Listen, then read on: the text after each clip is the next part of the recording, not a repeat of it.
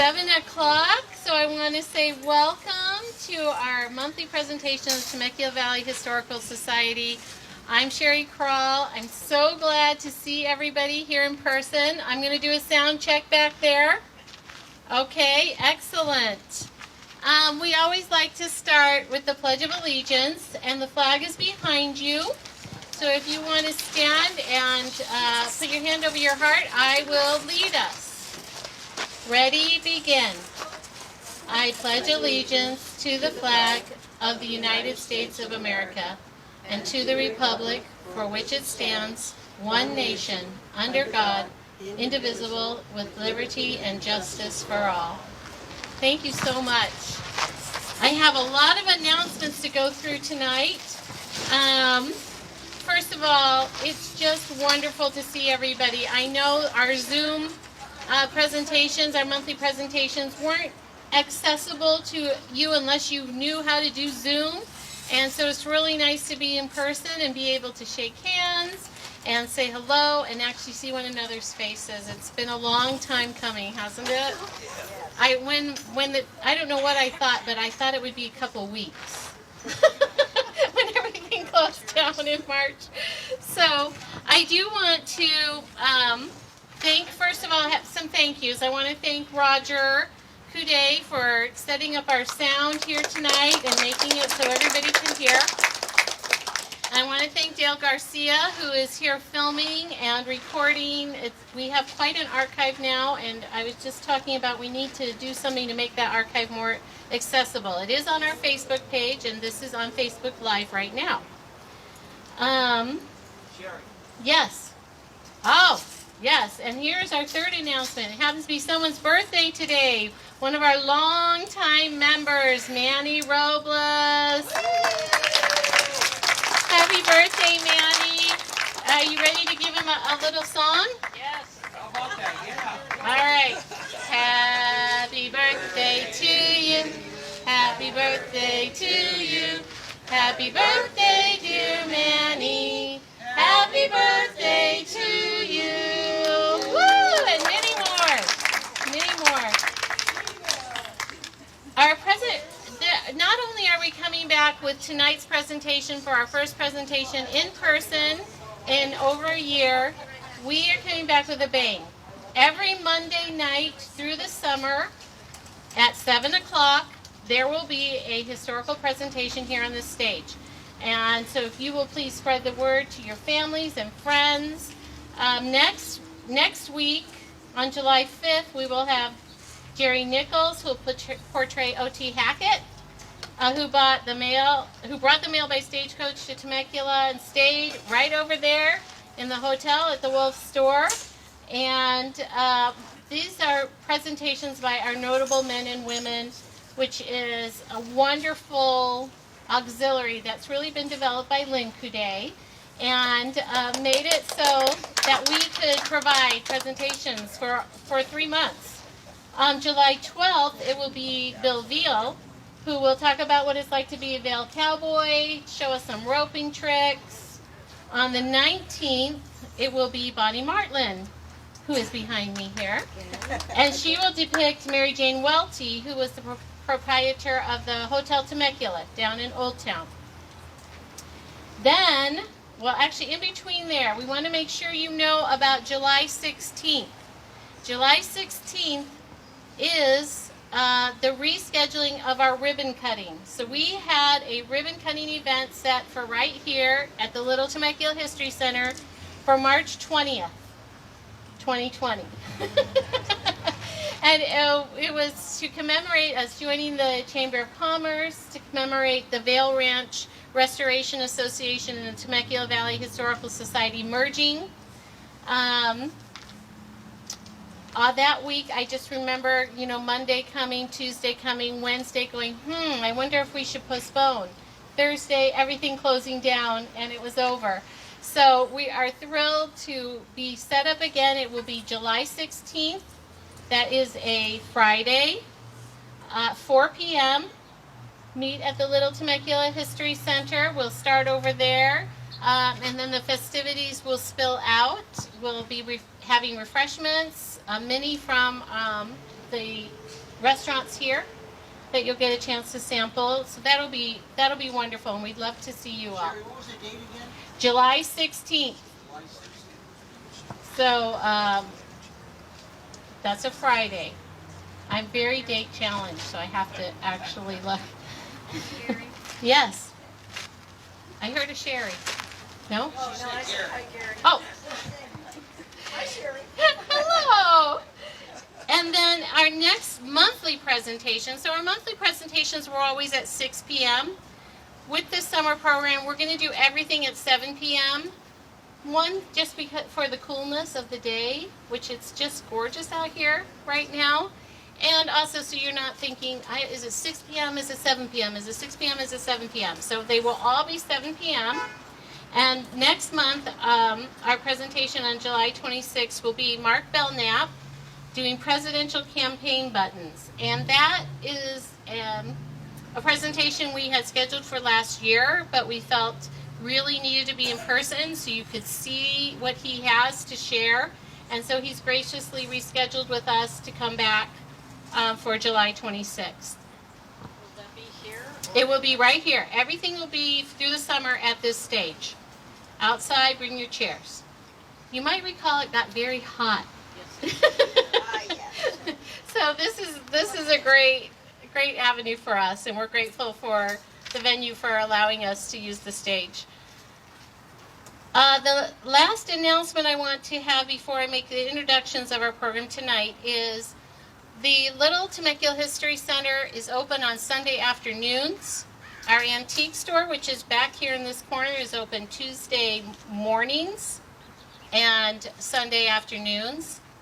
We would really like to start opening up on Saturday. We have the incredible luxury of being a nonprofit that also funds ourselves. And our train and stagecoach run and give rides and kiddie rides.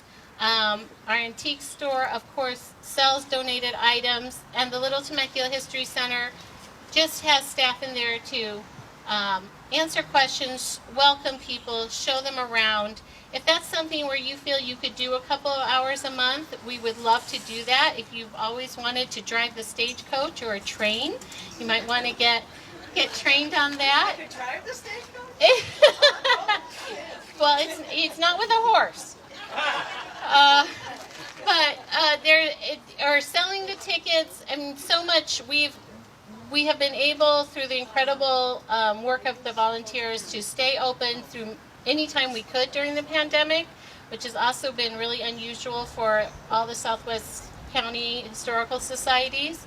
And that's been, wiping surfaces down and doing all sorts of things to make it so that it was a safe place for families and kids to be. And all of that is loosening up, so it won't be as ponderous, and it's really fun to come out and spend a couple hours doing that. So if that's something you're interested in, you can see me. I'll make sure that Bonnie Reed gets your information, and she is the one who's signing people up.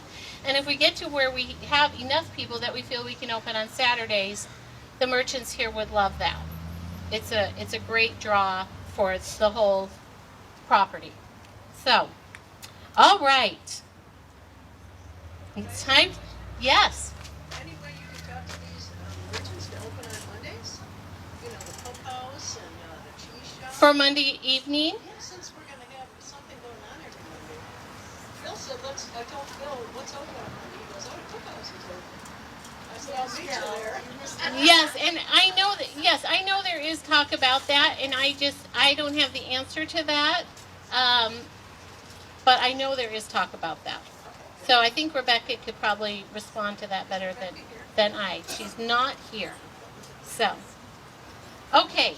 So tonight I want to thank Bonnie Martland and Karen Michaud. Am I saying that right? I should have asked. No. Michaud. French. Not my specialty. They graciously have volunteered to be our first in-person session, and I think it's really like the best way. I don't think this would have been the same on Zoom, so I'm really pleased to have this. They are presenting their program, Two Women Who Dared. They're going to educate us on why we're not calling them suffragettes. But our suffragists who worked toward passing the 19th Amendment to the U.S. Constitution, giving the women the right to vote, which happened in 1920.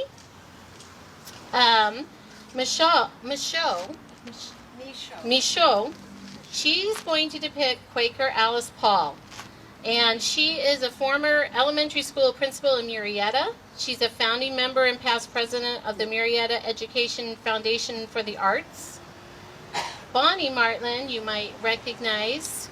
She's a past president of the Historical Society and served on our board for many, many years. She's also the woman who brought the Titanic to my 8th grader's graduation at Margarita Middle School. I'll never forget that. She transformed it. So she has been teaching art and history in the Temecula Valley School District. And then as a second career after serving as an officer in the U.S. Army during the Vietnam War era. She serves on our board currently, and she's also a docent at the Lincoln Memorial Shrine in Redlands. Bonnie will be portraying Alva Vanderbilt Belmont, who held suffragist events at her mansion, Marble House in Newport, Rhode Island. All right, and Bonnie has visited there several times, and Belmont is known as the unlikely suffragist, whose cantankerous, domineering, and strident personality is completely opposite of Alice Paul, the Quaker's manner. So, I'm going to turn the time over to Bonnie and Karen. And we'll get your mics going.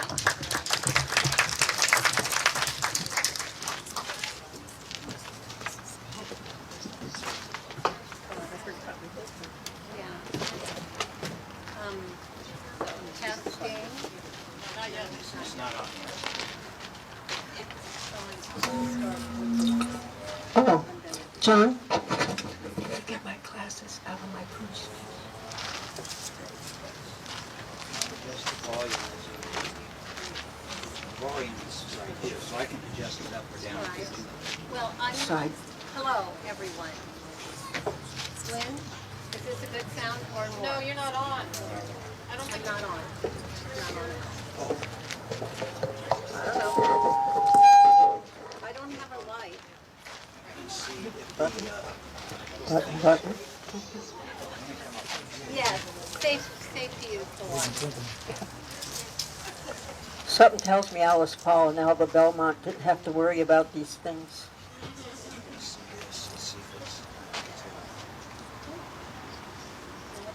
Now it's on? Yes. All right. Both of us on? All right. All right. Well, It's just very little. good evening, everyone.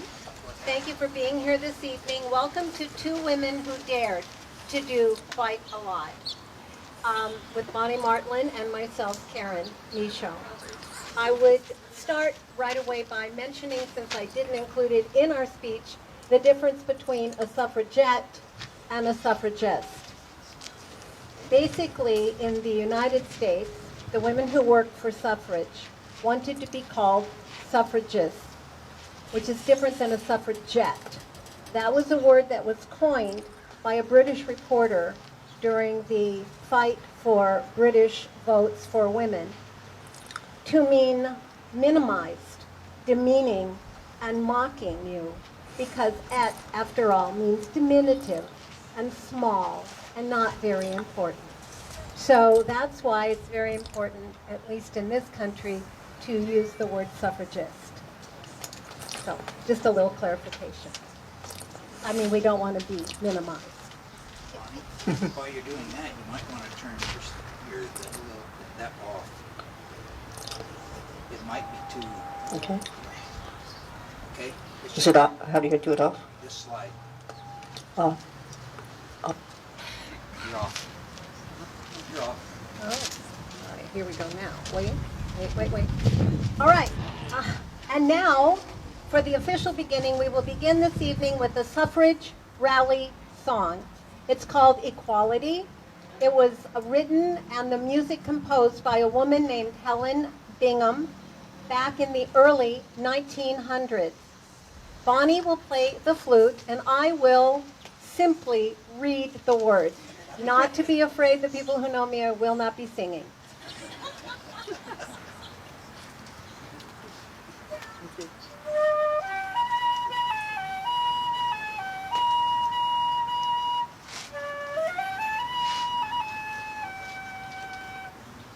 There's a voice from out the west sounding clear.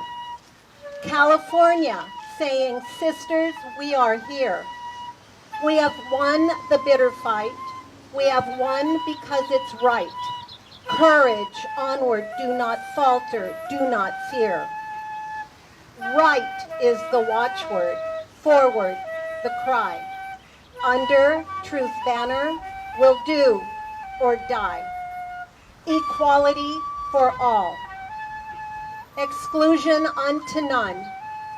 We'll fight for the right till the cause is won.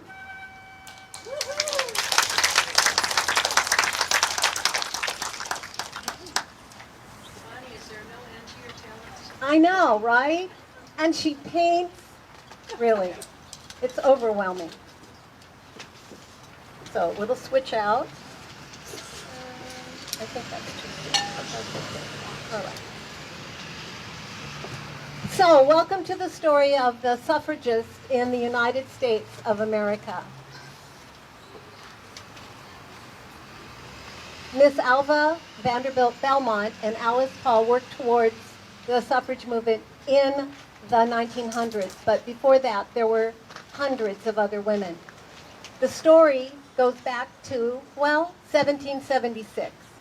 That's when Abigail Adams wrote to her husband John while he and those other white men were creating the Declaration of Independence. She wrote, I quote, "If particular care and attention is not paid to the ladies, we are determined to foment a rebellion and will not hold ourselves bound by any laws in which we have no voice or representation." Well, 1776 to 1920 is quite a long time. You ask what's held this up? Well, during that time, of course, there were hundreds of speeches, signed petitions, parades, rallies, debates, encompassing thousands of women in all to gain suffrage. But again, it took quite a long time, and I think it's because we have to go back to the time of those original men who created the Declaration of Independence, because it was set up for them. And therefore, everyone else didn't get a piece of that. So, imagine this group of people who are the only ones right now, at the time we're talking about, that have the right to vote. No one else has that, okay? So, because of that, they have all the financial power. All the money in any relationship, a marriage, belongs to the man. If you, as a woman, inherit property or money or jewelry or artwork, it goes to your husband. It does not belong to you. If you happen to work outside the home and you earn wages, it goes to your husband. It doesn't belong to you. Your children are not your children to keep. They are your husband's children, and you are there, of course, to care for them. Should your husband wish, he can beat you or injure you. Don't know. Maybe my husband's in the house. I don't know. Microphone? I don't think so, but let me see. Is it not? It's not on.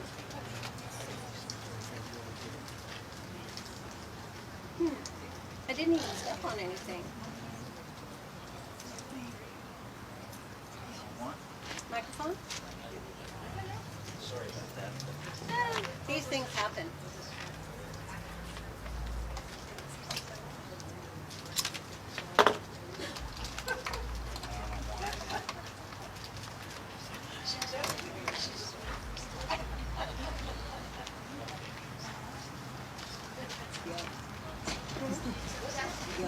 Now there's that. There it is. Now am I speaking?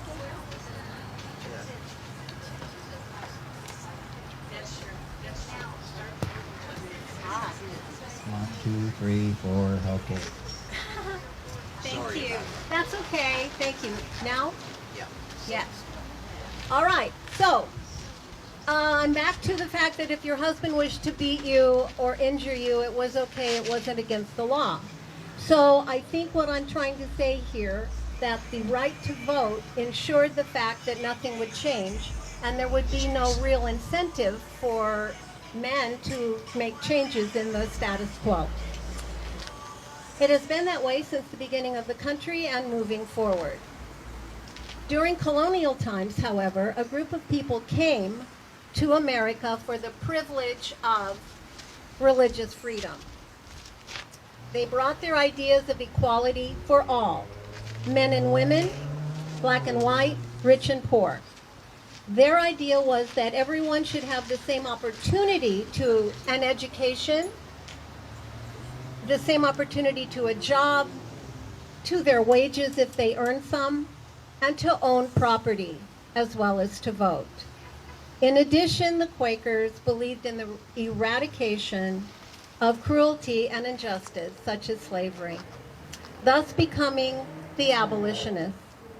So you can see the Quakers did not coincide well with the prevailing beliefs in the New World of America.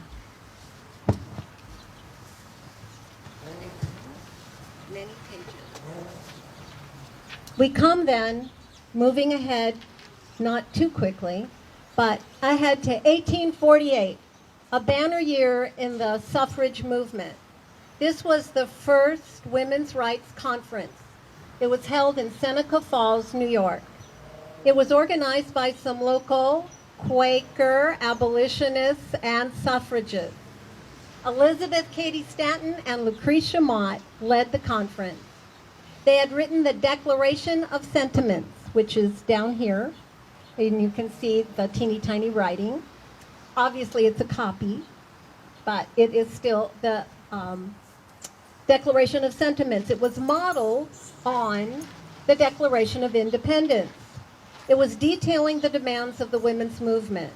In those days, it was considered quite radical and strident. But basically, all they were asking for were the same rights that the men had given themselves in the Declaration of Independence. One resolution became the foundation of the suffrage movement. Quote, that it is the duty of the women of this country to secure to themselves their sacred right to the effective franchise, unquote, the right to vote. Well, it was July in New York. It was warm and several days of, rallies and songs and people speaking, and the attendees became very excited and embraced the Declaration of Sentiments and signed their names at the bottom, much like the Founding Fathers did to the Declaration of Independence. Later, it was published in the newspapers, and it was met with derision and ridicule and laughter, and a lot of the signers asked that their names be removed. However, the point is, in 1848, a group of white men and women came together as suffragists and asked the other men to share some of their rights. What would happen? Would they just say okay? Or would it take decades and thousands of women and men? That's your husband again. I know. Thousands of men and women joining the suffrage movement to fight for the vote. Well, that's what happened, and one such person was the wonderful and marvelous Alva Vanderbilt Belmont, presented today by Bonnie Martland. I'm trying to get ready, but I'm afraid to turn it on. Turn that one off. The bottom. Go down there. Off. There we go. You got yours, Ta-da. you got yours on? No, it's on. I'm bored. Yay! These technical things here. Okay, we're not used to these things. Okay, good evening, everyone. Thank you for having me here, along with Miss Alice Paul, to share our story of two women who dared to defy both convention and the law to fight for women's rights, and also to help commemorate the ratification, the 101st birthday of the ratification of the 19th Amendment to the Constitution. That's the amendment that people often say gave women the right to vote. Well, as noted in the introduction, no one gave us anything. It took generations of Americans, particularly women, tirelessly advocating for women's suffrage before we could gain our rightful place at the ballot box. And you might as well know straight away, those women who came to work with me found that difficult task even more challenging. Controversial, domineering, determined to be the center of attention, haughty, opinionated, and strong-willed. That's how my colleagues describe me. And I must admit, their description is pretty accurate. Those traits seem to have defined me from my very beginning. My parents called me their impossible child. And early on, I earned a very well-deserved reputation as a holy terror. And it was a reputation of which I was actually quite proud. I disregarded rules. I sabotaged all attempts that my parents made to give me a decent education. I manipulated my misbehavior to get exactly what I wanted. And I accepted the fact that I had a natural superiority as a matter of course. So, I have been labeled the unlikely suffragette. I'm sure that's because I'm a socially prominent multimillionaire.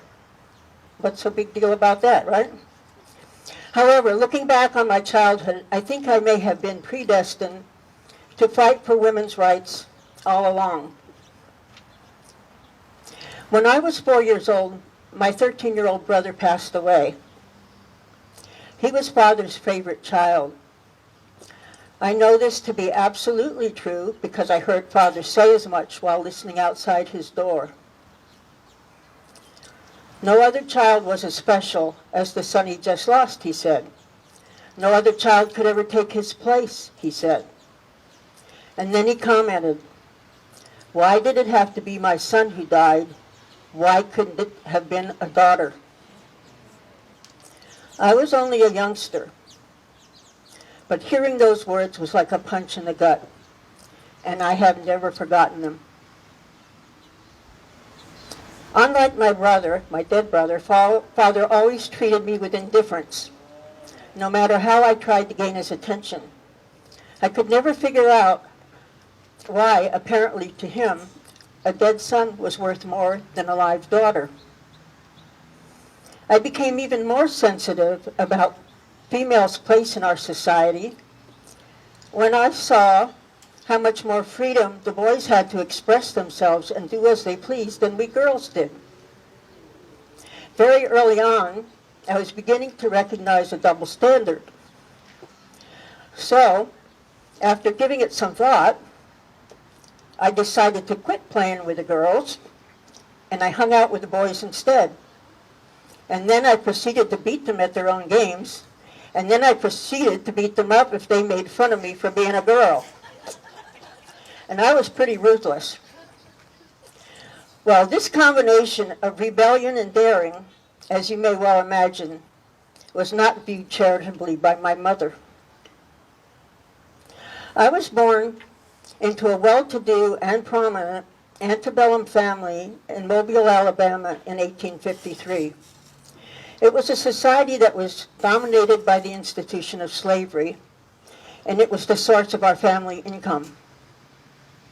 When I was 8, the bombardment of Fort Sumter in Charleston Harbor signaled the beginning of the Civil War.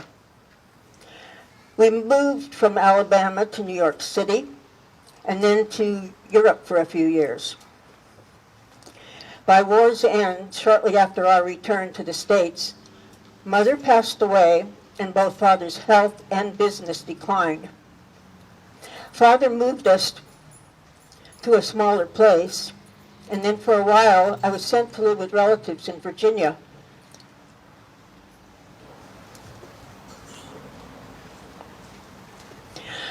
I met my first husband, William Kissam Vanderbilt, on a short chaperoned vacation with friends to White Sulphur Springs, West Virginia.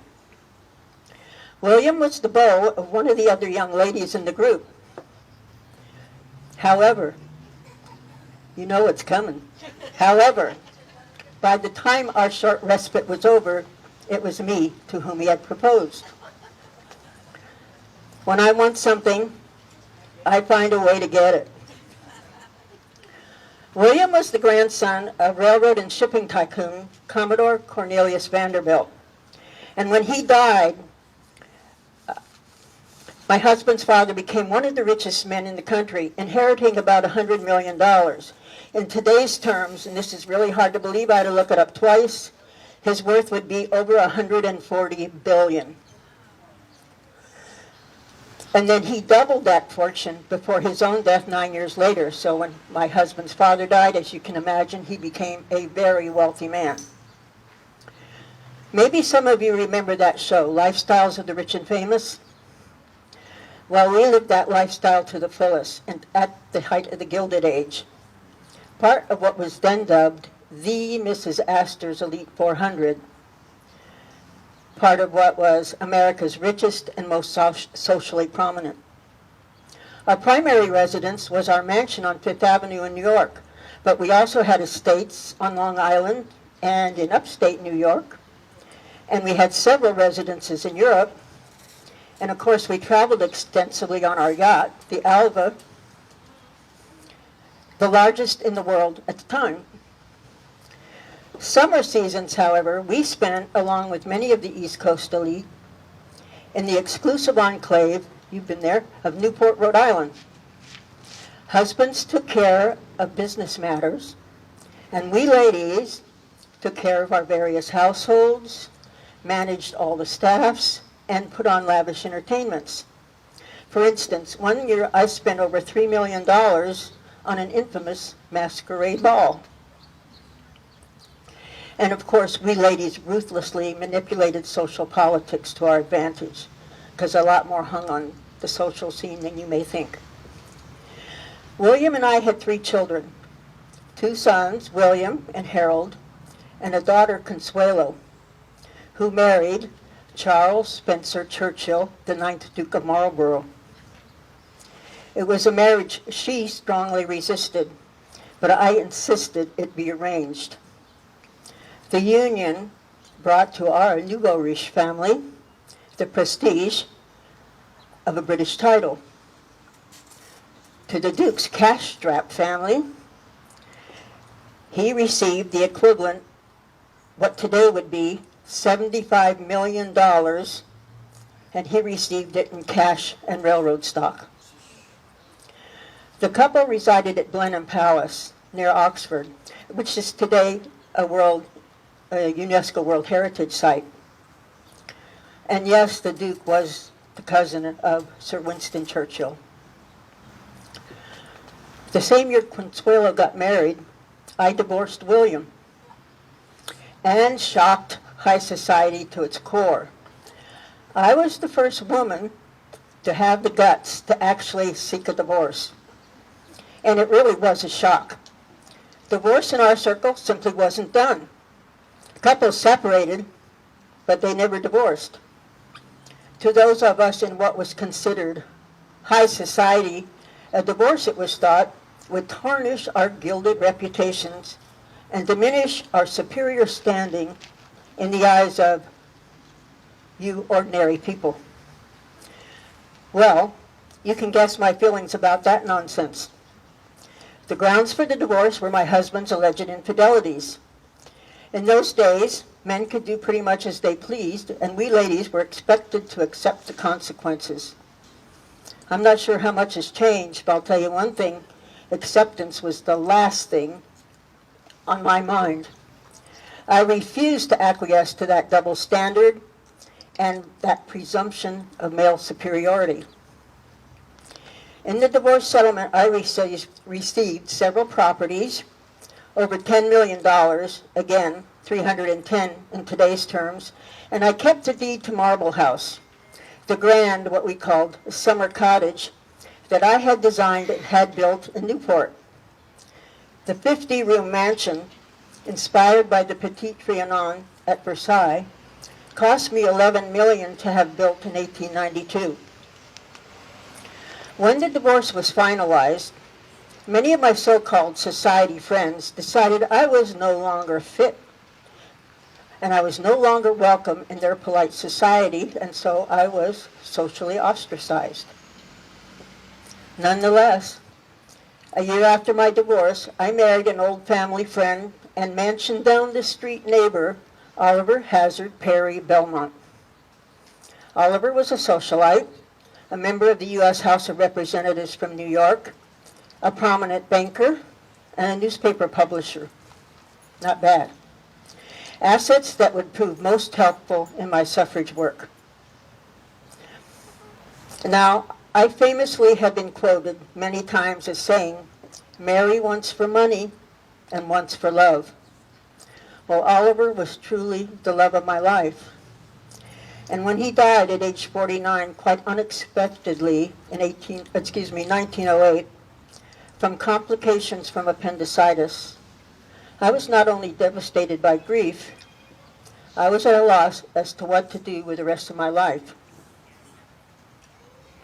I found myself increasingly bored with high society, believe it or not, and I was tired of associating with rich women who by this time I had come to feel led dissolute and self-serving lives, and for whom I had developed a considerable contempt. Looking back on it, it was a rather ironic turn of attitude. But in any event, I was still at a crossroads when on a trip to Europe, I was inspired by militant British suffragists and decided to dedicate not only my time but my money to advancing the cause of women's rights, notably to suffrage and to the right of working women to seek decent standards of work and wages. After returning from a trip to Europe in 1909, I attended a suffrage meeting in New York and was gobsmacked, as the British would say, when I saw only 15 people in the audience. 15. It became abundantly clear that more organization and more publicity were needed if we were ever going to get any meaningful progress towards gaining the vote for women. And that realization gave me a new sense of purpose. I still had enormous resources, money and connections and so on. And I felt an urgent determination to get something done, as I said, to secure equal rights and good working conditions. In the summer, when New York's society families did settle into their opulent Seacliff manors overlooking Newport's Narragansett Bay, I knew I'd never get that sentence out, that city became known as the publicity center of the nation. The wheelers and dealers were all there. So with that in mind, I hunkered down at Marble House and began to promote the idea of women's rights on a grand scale. Marble House, and you can look later to see some of the pictures, became the epicenter for the promotion of women's suffrage. On the lawn, I had an ornate Chinese tea house built overlooking the ocean, where I hosted lectures, rallies, conferences, and strategy sessions. I even commissioned a new porcelain tableware set to be used at such occasions, and each piece on a white field were the blue words, "Votes for Women." I invited Julia Ward Howe, author of The Battle Hymn of the Republic, Anna Howard Shaw, president of the National American Women's Suffrage Association, and other noted suffragists to not only attend but to speak. To raise money for the suffrage movement, I sold tickets, so attendees could not only just hear the speakers, but they could tour Marble House as well. After all, Who wouldn't want to see the magnificent rooms with marble walls and marble and gold encrusted walls? So I sold tickets, $1 for the speakers, $5 for the tour. When not in the Ocean State, I worked primarily for women's suffrage in New York City. I funded the Political Equity League to get votes for suffrage supporting New York politicians. I wrote articles for the newspaper. I joined the National American Women's Suffrage Association. Later, I formed my own Political Equity League because I wanted to seek support for suffrage in New York City's many ethnic neighborhoods. And as its president, I led its division in the New York City's 1912 Women's Votes Parade. I continued advocating on the part of working women, especially after, and you guys have heard of this, I'm sure, the tragic Triangle Shirtwaist Factory fire of 1911 in New York. 146 garment workers, mostly young immigrant women in their teens and 20s, perished. The next morning, 15,000 female workers went out on strike. The following morning, 5,000 more. I supported the striking workers, attended rallies, helped them with rent and legal fees, often paying their bail and other court expenses. Ann Morgan, daughter of financier J.P. Morgan, and I hosted a big meeting at the Metropolitan Opera House in New York. Thousands came, and we demanded action on fire safety. And we put pressure on the governor of New York to create a commission that would eventually bring new safety regulations to help, of course, mostly the garment workers. I also testified before a New York State Legislative Committee. They were investigating the police, women workers, prostitution, and I warned against also the increased trafficking in girls in that city. It was my opinion that all those ills stemmed from, again, society's double standard and men's sense of entitlement. In 1913, I returned again to Europe. I went to England to monitor the activities of the English suffragettes, to visit my daughter Consuelo, and also to attend, and this is a mouthful, so I'm going to read it, the International Congress of the Women's Suffrage Alliance in Budapest, of all places. In Britain, militant suffrage demonstrations were at their peak. This was happening under the guidance of two ladies, Emmeline and Christabel Pankhurst, whom I came to admire greatly and would support financially. The English suffragists put everything on the line. They organized large-scale demonstrations and parades, but they also attacked government institutions and put themselves in harm's way to get their message heard. While here in America, simply picketing was considered controversial. I felt we had taken way too conservative approach here and advocated using more of the aggressive British tactics. In order, I thought, to attract the attention of major newspapers, the public, and of course, we needed to attract the attention of lawmakers in Washington. When the National Suffrage Party became active, I lent them my support because Alice Paul and Lucy Burns, the founders, had similar ideas. And like me, both ladies felt it was time to turn our energies toward making suffrage an election issue on the national level now. We even worked out a strategy that held both houses of Congress and the White House responsible for not having already adopted a suffrage amendment. And we took them to task because of it.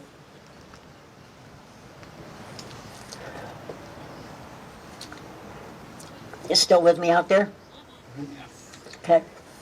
In 1914, I brought Christabel Pankhurst to the States, and I financed her speaking tours. I moved. Next couple of years, you'll see. In 1915, I chaired the Women Voters Convention at the Panama Pacific International Exposition in San Francisco. In 1916, I co-wrote with Elsa Maxwell a suffragist operetta entitled Melinda and Her Sisters, and we had it staged at the magnificent, of course, Waldorf Astoria Hotel. And then that same year, with Alice Paul, we formed the National Women's Party. Alice organized what came to be called the Silent Sentinels. Maybe you have heard of them. Supporters who for months and months silently picketed in front of the White House demanding women's right to vote. On an infamous night called the Night of Terrors, demonstrators were not only arrested, they were imprisoned and battered. After their release, I held a mass rally really, attended by thousands to honor the 33 women who had been the victims. And I invited them, and even though all of them couldn't attend, all were honored for their service to the country. And I strongly advocated picketing the White House in the winter of 1917 in support of women's suffrage, the first time it had been done, I think. However, and this is a really big however, being over 60, and even though I'd marched and protested before, I was not prepared at that stage in my life to protest President Wilson's lack of enthusiasm for women's rights by standing in freezing cold weather for hours holding a sign.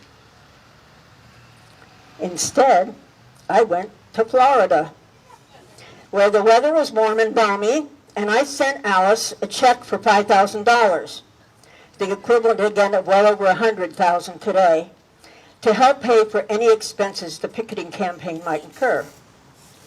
Well, the next day a headline appeared in the New York World newspaper.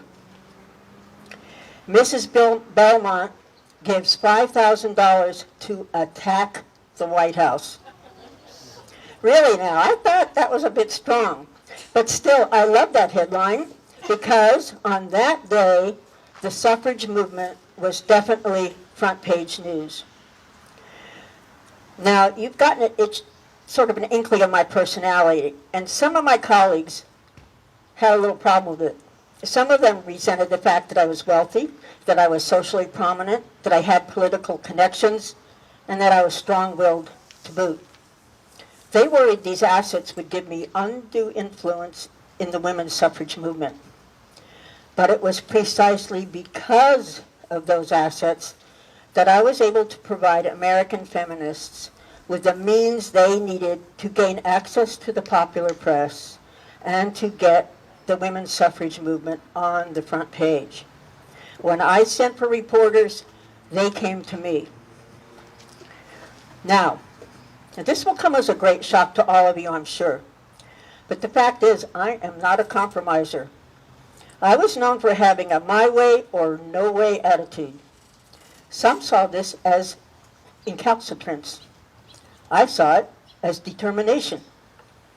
That being said, the women who had to work with me found ways to turn whatever they thought were my disagreeable traits to their own use.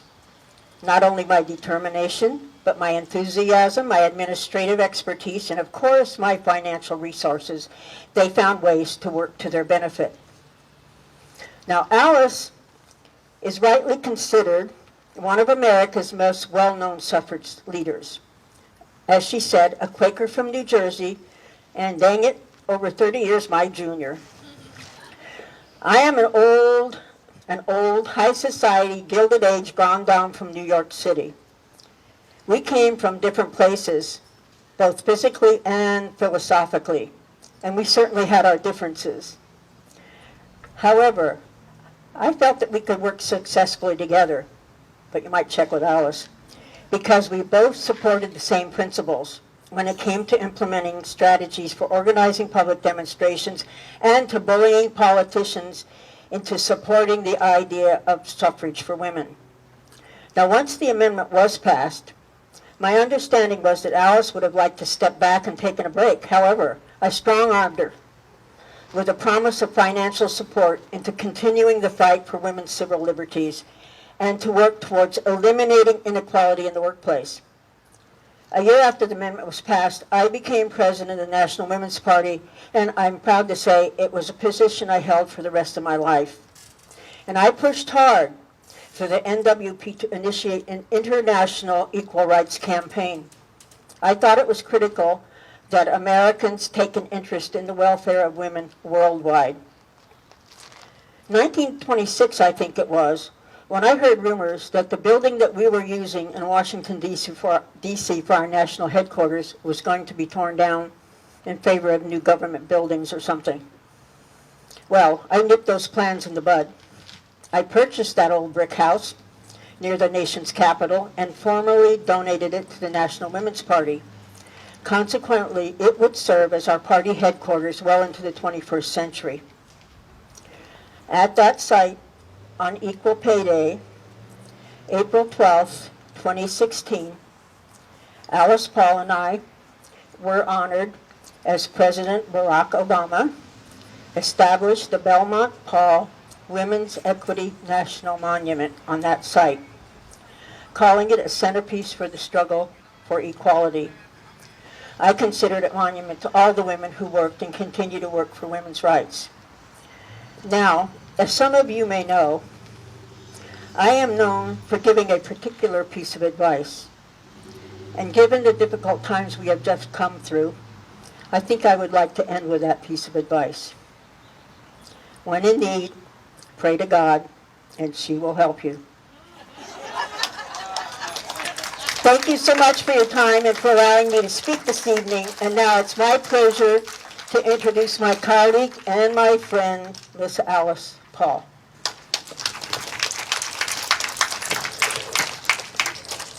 Should we trade headpieces? Ah, Maybe, since her headpiece is working? Yeah, Yeah. trade it. Well, that should be easy. don't look to here. Trade it. Hope I don't break this one. Thank you. And Mindy, in a few minutes, if you want to, Yeah, you wanna just wave, or do you want me back there? you can just wait. I'll bring you to the tea ready. Thank you. Whoops. Oh, there we go. All right. All righty then. It's me, Alice Paul. Whoops. I already broke it. Maybe I should keep the hat off. Alice Paul. There we go. All right, let's put the hat over there. All right then. As Alva said, she was a dominant force in everything she did and was quite a firecracker and a boon to the suffrage movement with her energy, her ideas, and of course, her money.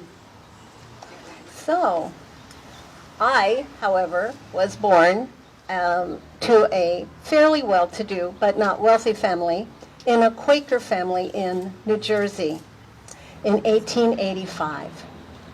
So I led a completely different lifestyle, small, modest, and also full of equality. I was raised in a system of equality for all. I attended the same schools as my brother. I had the same expectations for a career or a job as my brother. And when I went off to college at Swarthmore College, I met my first non-Quaker person. I was completely shocked. It turns out that in the real United States, women are treated so unfairly. I hadn't experienced that living in a small Quaker town. Well, it was at that time when I saw what all the other women were going through that I became an activist and a rebel. I could see what Susan B. Anthony and Lucretia Mott and Elizabeth Cady Stanton had been talking about. So, after I finished my biology degree at Swarthmore, I went on to the University of Pennsylvania and got a master's degree in sociology. I became a social worker, and I moved to New York City. Well, inspired by the words from Susan B. Anthony, "Women do not give up the fight. Failure is impossible," I landed in New York City, determined to fight for equality for women, for the poor, and the disenfranchised. And believe me, in New York City, I saw a lot of that. Well, like Susan B. Anthony, I was extremely frustrated and impatient with the state of the state-by-state campaigns that Alva alluded to. back in the day, the suffragists would just form a little group in any state, and then they would go to the legislature and they would ask nicely, they would have a tea party, they would maybe hand over a petition and ask, could you vote for it? And it wasn't working, except for in a few western states, out in California and Wyoming and places like that. Of course, women were getting the right to vote. But in the majority of the states in the country, that was not going to happen. And so I was determined to be a force to make the change in our country. So I was also curious as to why the U.S. Congresses and the various presidents from 1848 onward had done so little. I did know that they had spent a lot of time trying to decide who exactly was a citizen and what sort of rights that person might have. After the 13th Amendment abolished slavery in 1865, 2 more amendments were needed to clarify your rights. The 14th Amendment, 1868, all persons born or naturalized in the United States are citizens of the United States and the state wherein they reside. No state shall deprive any person of life, liberty, or property without due process of law, nor deny to any person the equal protection of the laws. That is very powerful. My only clarification here is that it was meant only for men and not for women. Then the 15th Amendment in 1870, the rights of citizens of the United States to vote shall not be denied or abridged by the United States or by any state on account of race, color, or previous condition of servitude. Again, strong words. Again, the clarification, that was for men, not for women. So, by 1913, when my friend Lucy Burns and I moved to Washington, D.C., after we had met up with Alva as well as Mrs. Pankhurst, or the Miss Pankhurst in England, we were done with holding little gentle rallies and being very polite and asking nicely. We had decided to become much more insistent and forceful. We started a radical breakaway suffrage group called the National Women's Party, funded by friends, and leaving the more moderate suffrage group led by Carrie Chapman Catt. Lucy Burns and I had worked in England. We had been in England and worked for the Votes for Women with the Pankhurst sisters. We had picketed. We had been arrested. We had been in jail. And also, we had been on hunger strikes. The English group, however, had been quite violent, using guns and bombs and injuring people. As a Quaker, I could not condone violence. So the National Women's Party became one of the first nonviolent civil rights protest groups in the United States. But we would not be the last. Our target was President Woodrow Wilson, an avowed anti-suffragist and a definite segregationist. We were there to let him know we were going to get suffrage or die in the attempt. We organized a parade, a suffrage parade, in which we invited women from all over the United States. In fact, every state sent a contingent of women to our parade. We even had a group of black women who are also fighting for suffrage walk in our parade. We asked for permits, we notified the police, we notified the newspapers that this is something we were going to do. And we planned it to happen during the week when President Wilson would be inaugurated. So that was in March, back in the day, March 1913. We would hold our parade, and then shortly thereafter, a few days, there would be the inauguration. We wanted to make a statement and an intention. So the parade began. There was music, there were horses, there were ladies in fancy dress, there were banners, there were flags, there were people standing on the sidelines, some cheering, yay, and some going, boo, get away, we don't think you deserve the right, this isn't okay, You should go home. And after a while, as the parade went down the street, some people got overly enthusiastic. They interfered with the banners and with the women. There was a fight, and the police came. And as you know, no publicity is bad. And the newspapers were there, and they wrote articles, and they took photographs. And across the country the next day, you could see pictures of women being beaten and signs being torn by a mob of people. And so the whole of the United States knew that the National Women's Party were there. We were there for a reason, to get the vote, and we were there to meet up with President Woodrow Wilson.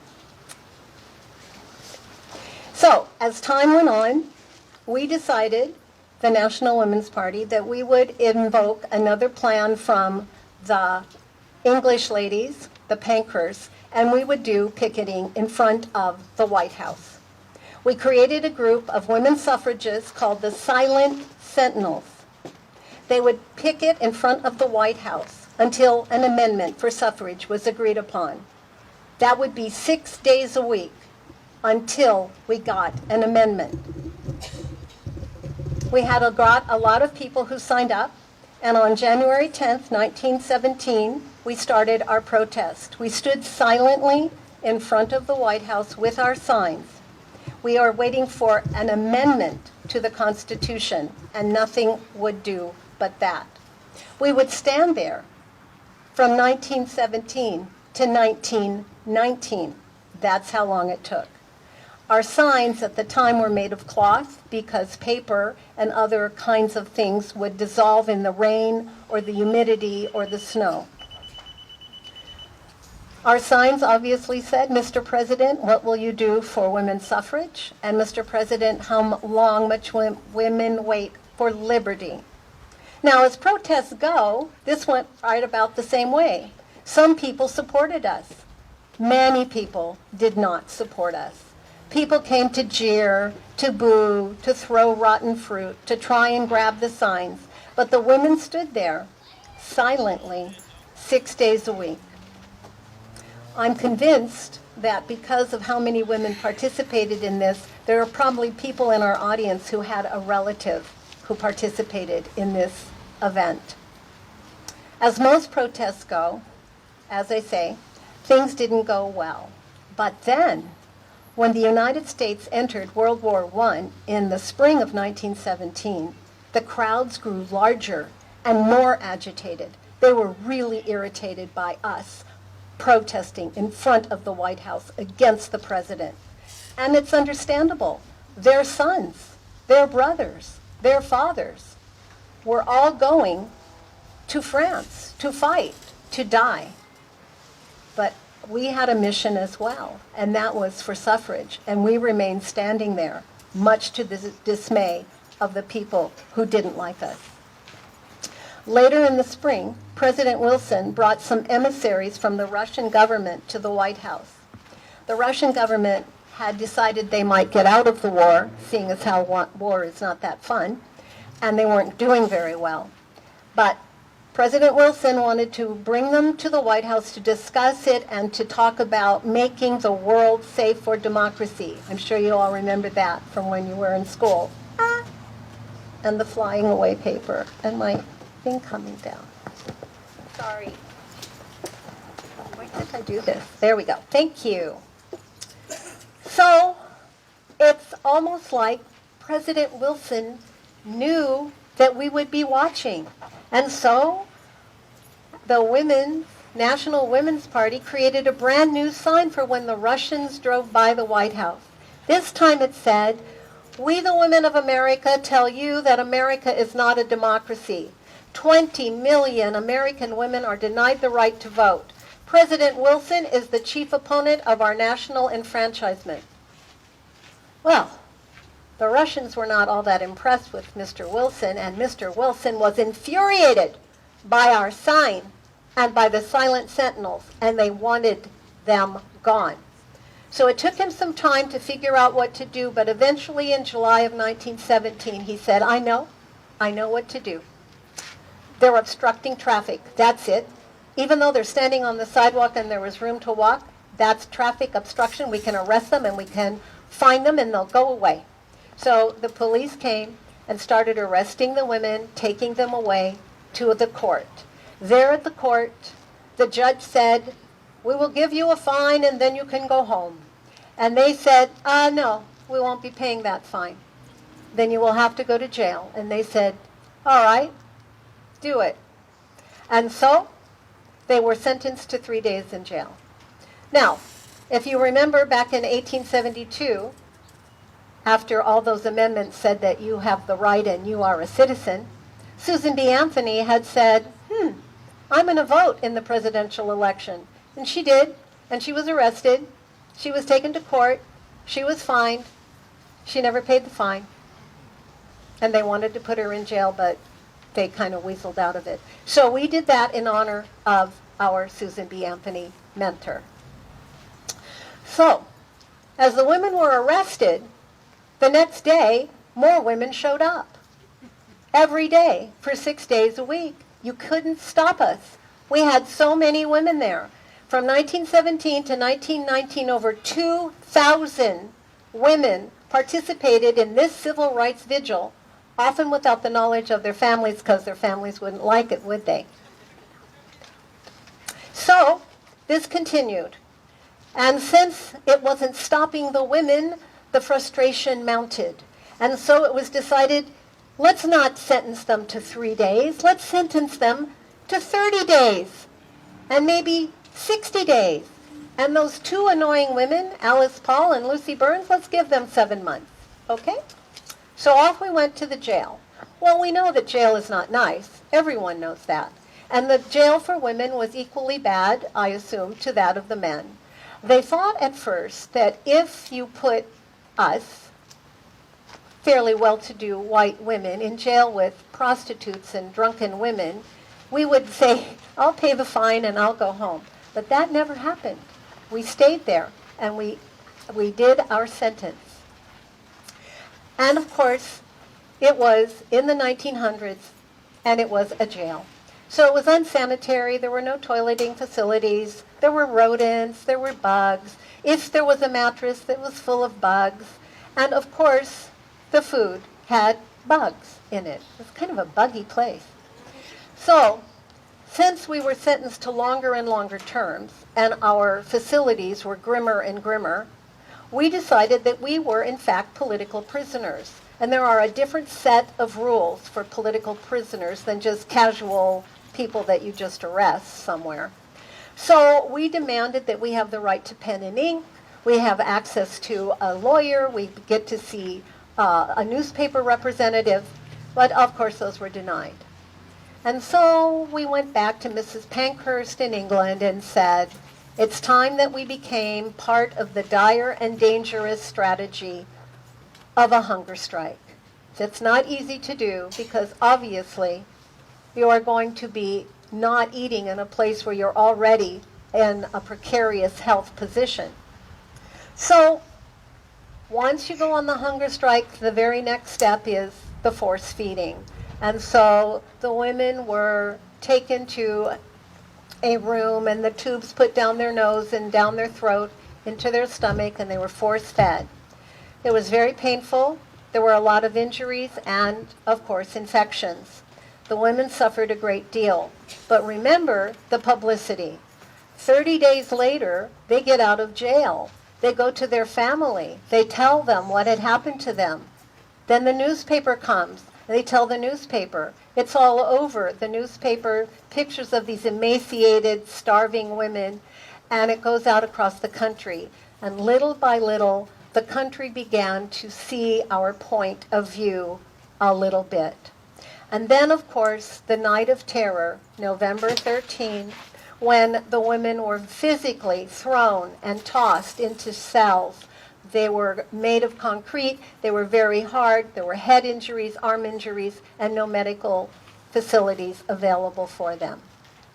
Well, that plan that we had, that we would use well-to-do white women, turned out to work pretty well.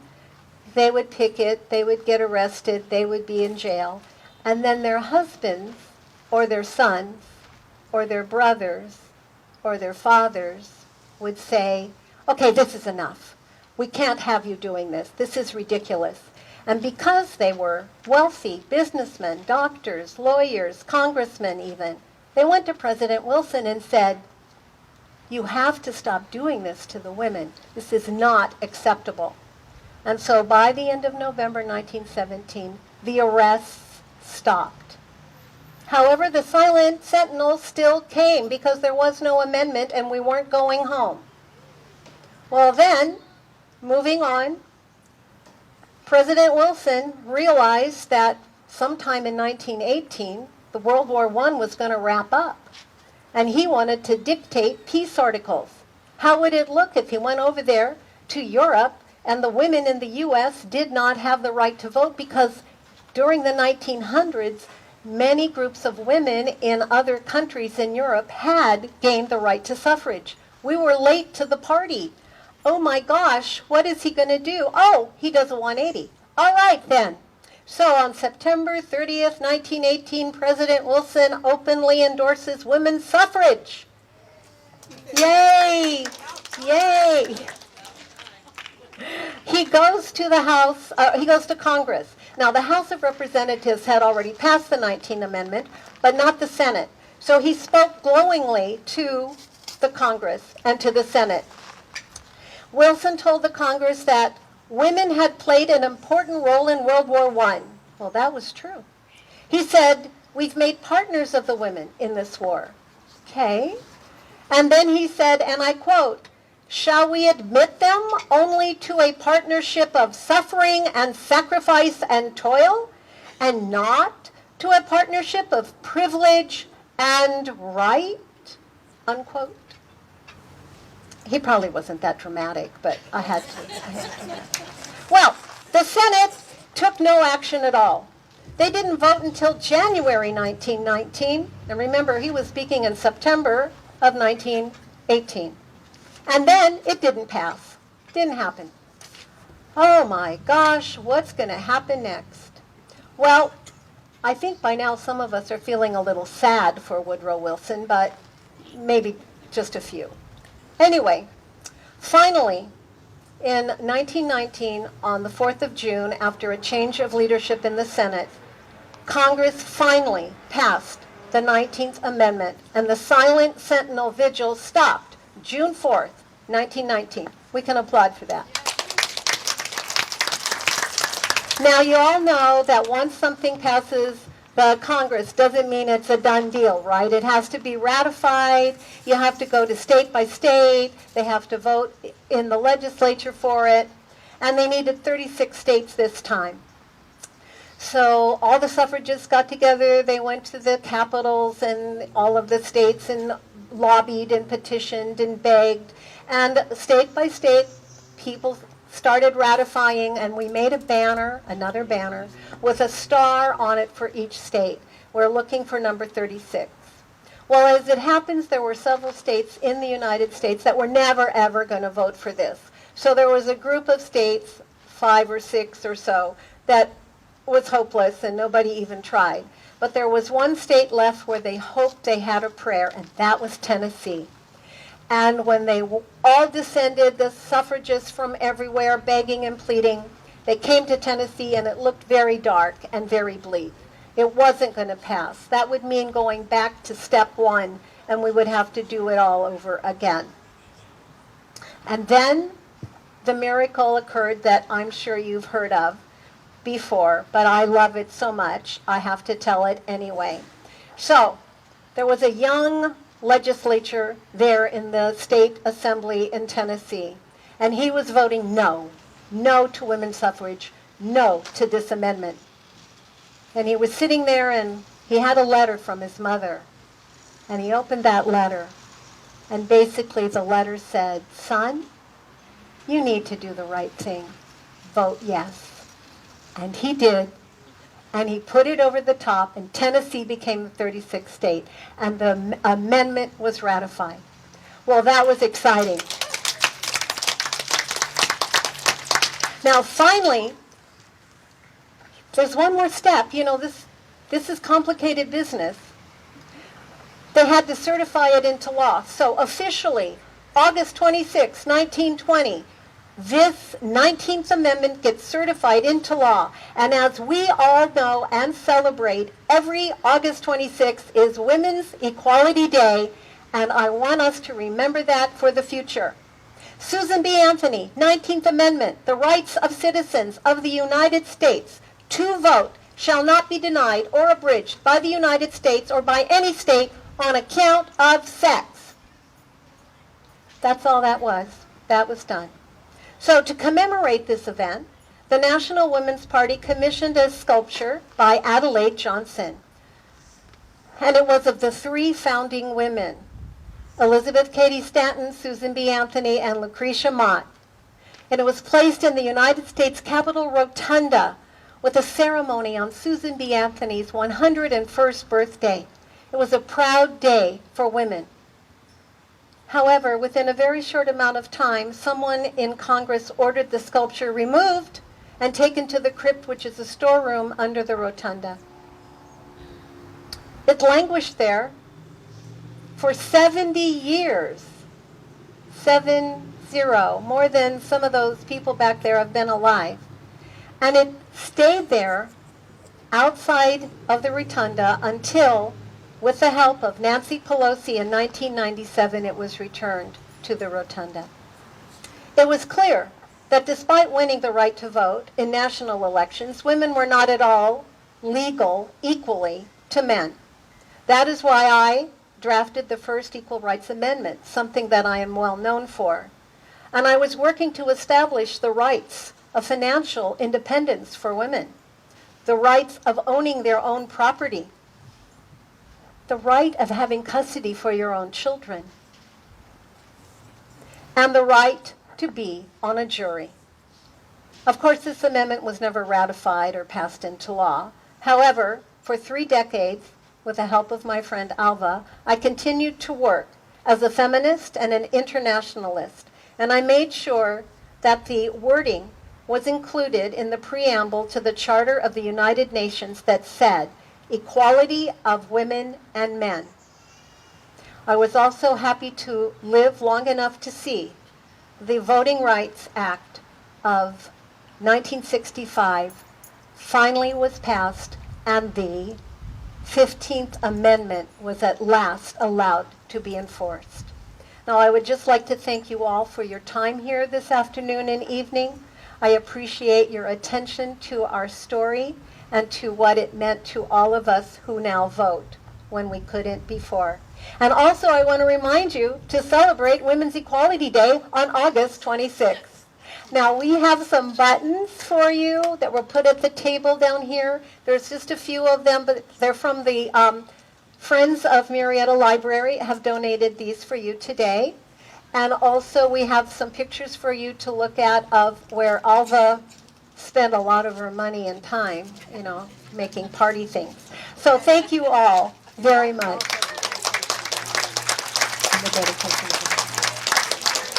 right, there we go. All right.